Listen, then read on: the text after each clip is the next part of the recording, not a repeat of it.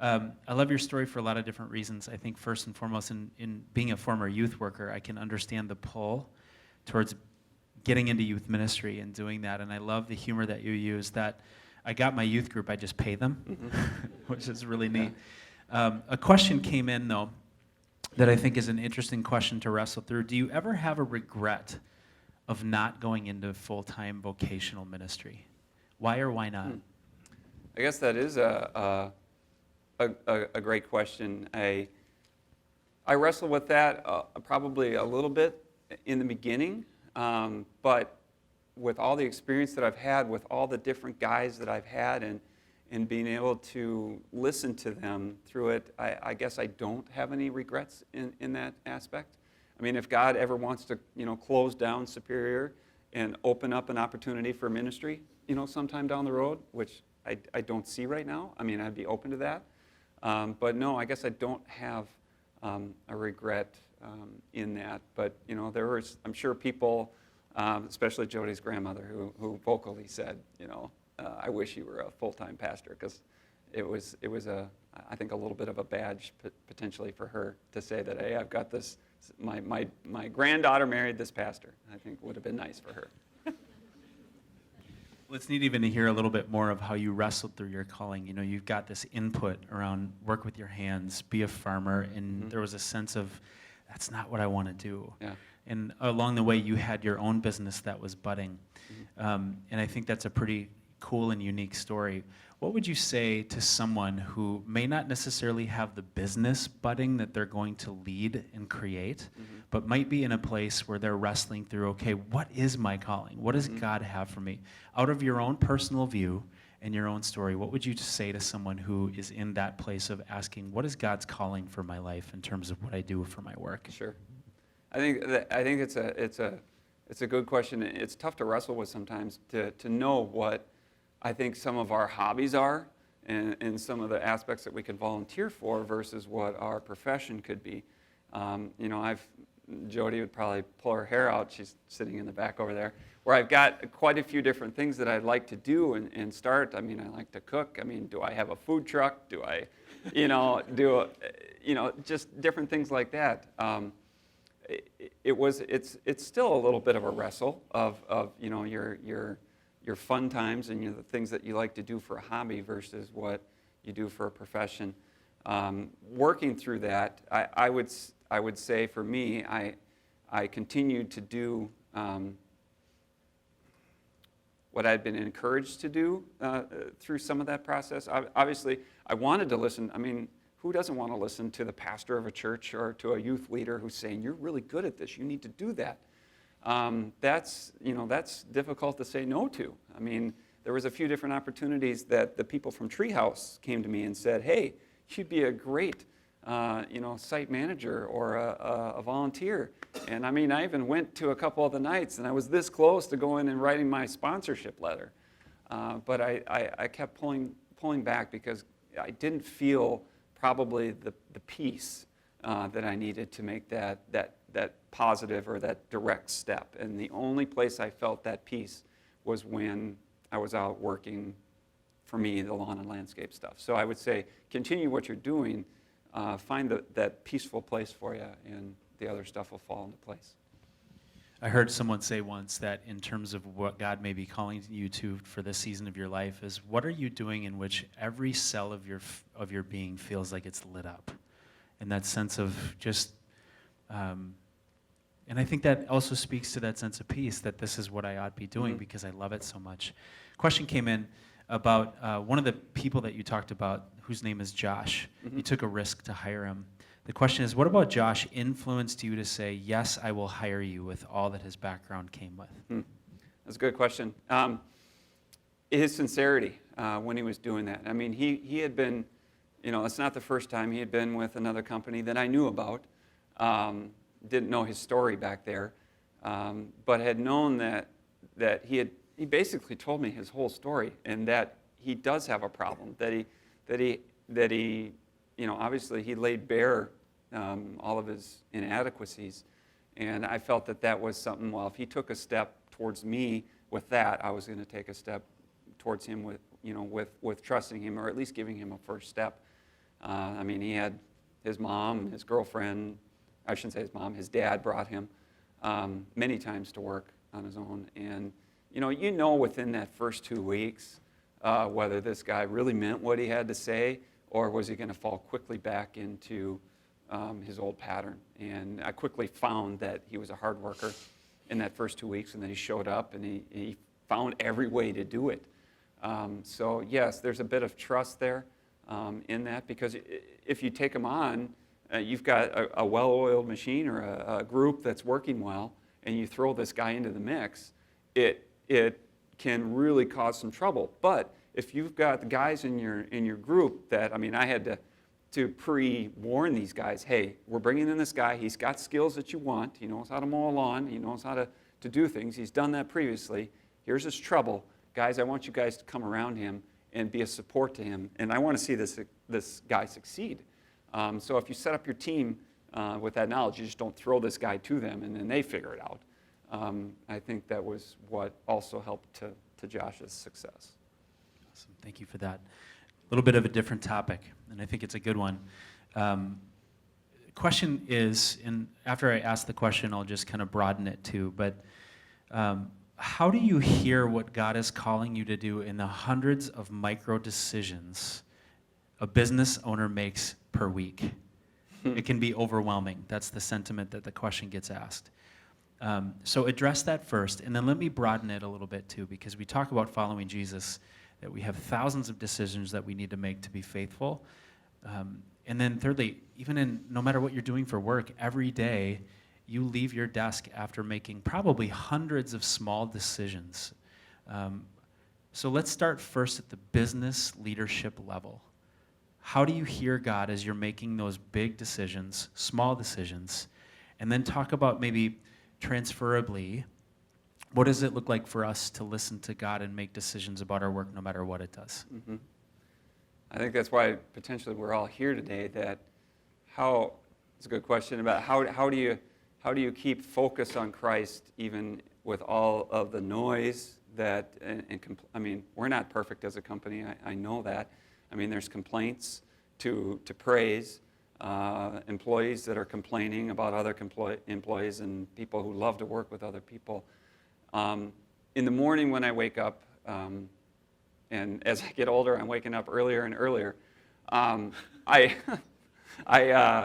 sit there and think and I pray, and I'll fall back asleep and I'll wake back up, and knowing what's in front of my day, I try to every day give it to God and ask for wisdom, ask for patience in a lot of what I do, and strength, because my wife knows that, I don't know when sometimes I'm coming home. It could be at 4, it could be at 6 o'clock. It could be I go back, we operate out of a 20-acre farm. I go back to the farm and, there's guys hanging out. And, the other day, one of the guys pulled me aside and said, hey, what about this? I'm having problems with this. Well, then you have this conversation with them. So keeping Christ in my forefront, they say, the Bible talks about pray, without ceasing. I think part of that is just always knowing that we're a reflection of who God is, and we're a reflection of God as a professional, as a business person, business owner, a manager or an employee, and that we're trying to give our best reflection that we can. It's not perfect. We won't know that until we get to heaven, but I enjoy the opportunity to share Christ in even the little bit of things that we do. I can't remember the rest of your broader question. So taking it to wherever we might be, whether we're in a cube, whether we're in the medical industry, whether we're in the service industry or retail, whatever it is, what would you say to all of us, given how broadly this audience is? How do you make decisions every day and be faithful? You've touched on it a little bit in terms of how you lead your company, but what would you say to someone who asks you, Eric, how do I make a decision and decisions for the best choice, whatever it may be in front of me? You did put me up here first, didn't you? Yeah. I think that might come back to, the simple bracelet that we haven't seen for probably a long time, but WWJD, what would Jesus do?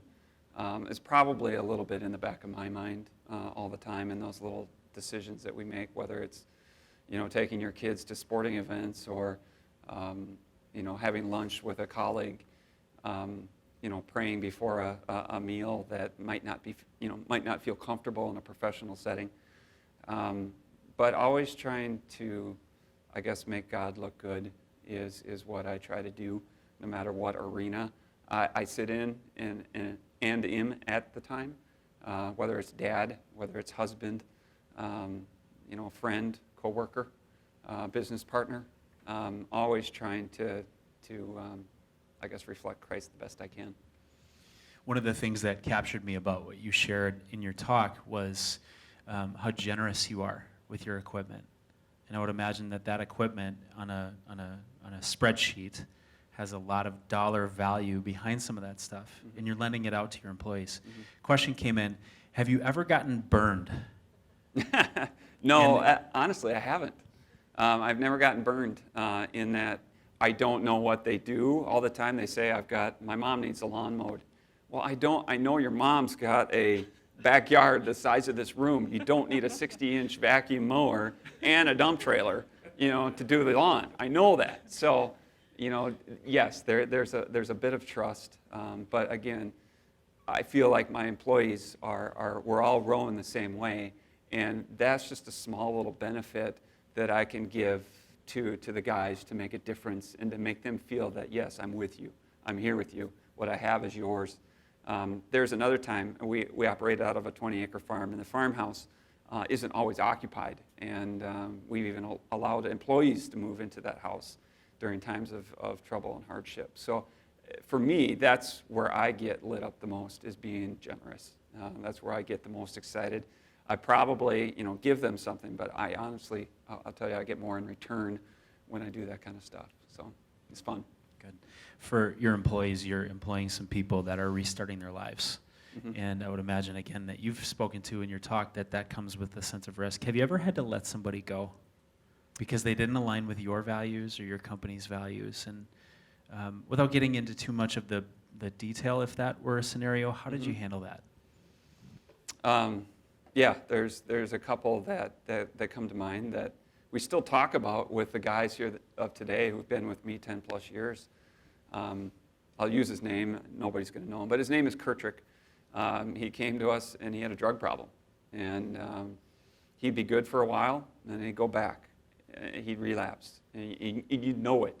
And then he'd go and get some counseling, and then I said, if you get yourself right in 2 months, come back. I'd be happy to welcome you back.